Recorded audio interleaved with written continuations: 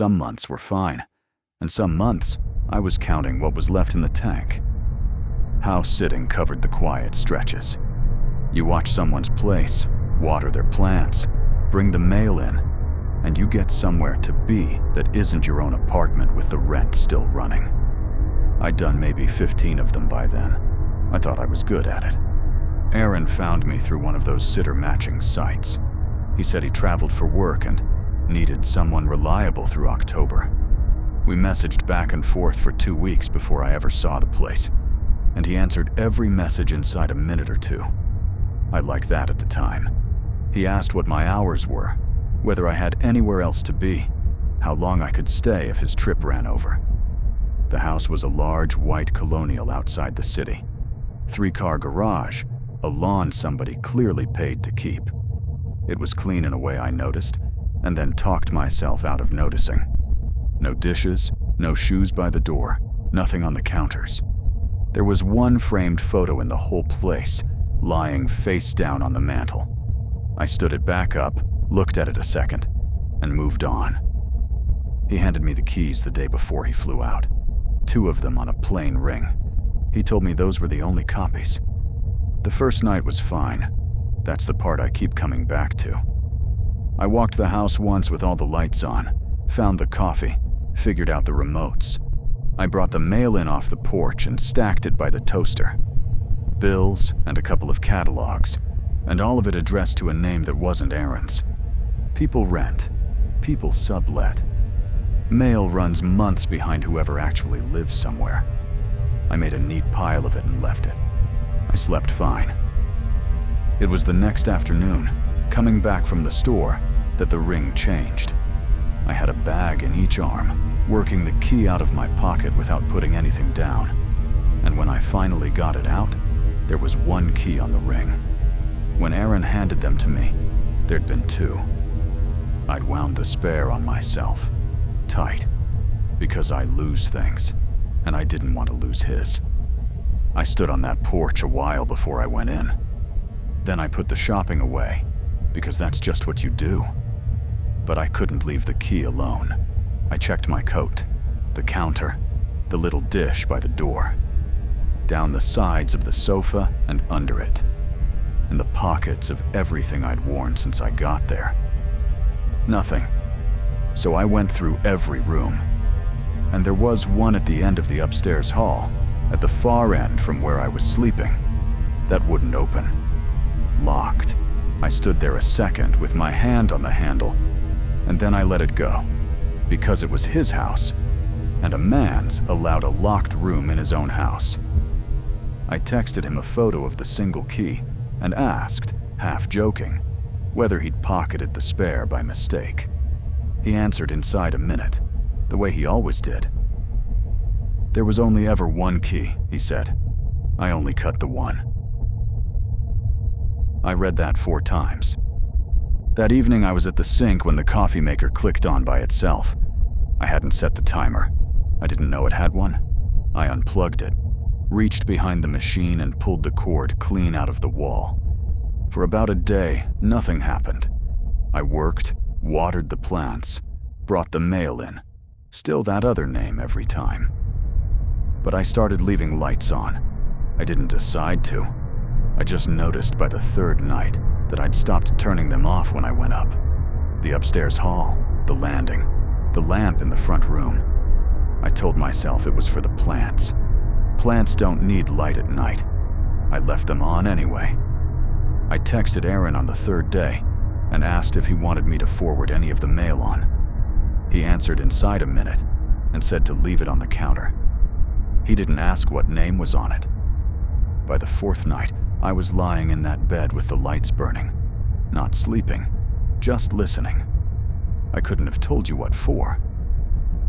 Then, once, a soft double knock of wood on wood somewhere below me, a door easing open slow and shutting slower. I lay there and counted my own heartbeats and waited for it to come again. It didn't. Old houses settle. Everybody knows that. I said it out loud, and I said it again in the bathroom the next morning with my toothbrush in my hand. I said it every time the floor moved for the rest of that week. And every single time, some part of me was listening to hear whether I believed it yet. In the morning, the deadbolt was unthrown. I'd thrown it myself, the way I do every night of my life. I decided it was me. By that morning, I'd built the whole thing into my own fault. That I was the one leaving the bolt undone. That I was tired enough I couldn't trust my own hands. There was something almost like relief in it, because if it was me, then nobody was in the house. So I made coffee. I plugged the machine back in and made coffee. And then I went out for groceries. I threw the bolt on my way out because I remembered doing it. I was gone an hour, maybe less. When I came back, the mail was in, off the porch and stacked by the toaster. I stood there in the kitchen with the bag still in my arms and worked it through. The bolt was thrown when I left because I threw it. It was thrown when I came back because I turned it myself to get in. The mail comes off the porch, and the porch is outside, past the bolt. Somebody had brought it in. Somebody who hadn't come through the door I'd just walked through. I put the bags down. Bills, a catalog, that same name that wasn't his, and something sticking up out of the corner of the stack. A slip of paper that didn't match, thinner than the envelopes, wrong color, wrong shape, just the top edge showing where somebody had squared the pile back up around it. I pulled it out. A receipt, folded once. A gas station 2 towns over, 3 days back. A time printed on it, 2:40 in the morning. I hadn't been to a gas station at 2:40 in the morning. I'd been asleep upstairs with the lights on. That was the moment it stopped being a feeling. Somebody had been coming and going in the middle of the night, buying gas, buying coffee, coming back here afterward. And I'd been asleep 1 floor up the whole time. And I thought about the door, the one at the end of the hall that wouldn't open, the one I'd stood in front of, and told myself, a man's allowed a locked room in his own house. It wasn't his house. He'd handed me 2 keys and told me there was only ever one. He answered every message inside a minute, from a plane, from anywhere, at any hour. And he never once asked what name was on the mail, because he already knew. I stood in that hall and listened. There was nothing, not a creak. It was the middle of a workday, and there wasn't a car on the street, not a mower, not a voice. Nobody out there knew I was inside this house. Nobody knew my name. I knew if I didn't leave right then, I wasn't going to. I moved quiet. 4 days in and barely unpacked, so there wasn't much. A charger in the wall, a wash bag, 2 shirts over the back of a chair, a book on the nightstand. I went room to room and gathered it with my hand shaking, and the whole time I was listening, because now I was the one moving through the house. I didn't go near the end of the hall. I zipped the bag in the front hall.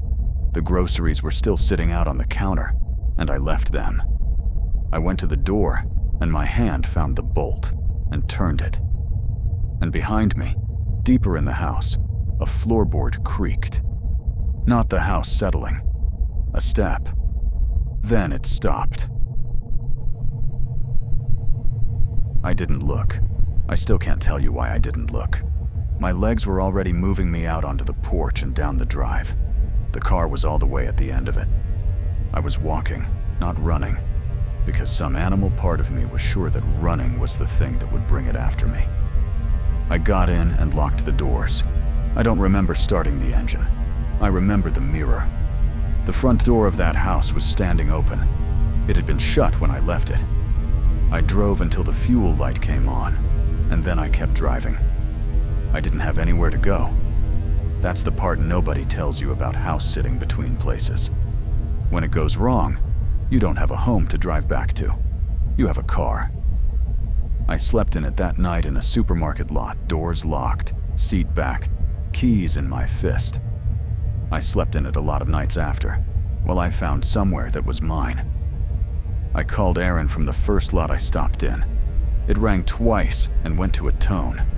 Not a voicemail, just a tone. I called again the next day, and the number wasn't a number anymore. The listing was gone off the site by the weekend. The photos, the dates, the little reviews from people who said he was a wonderful host.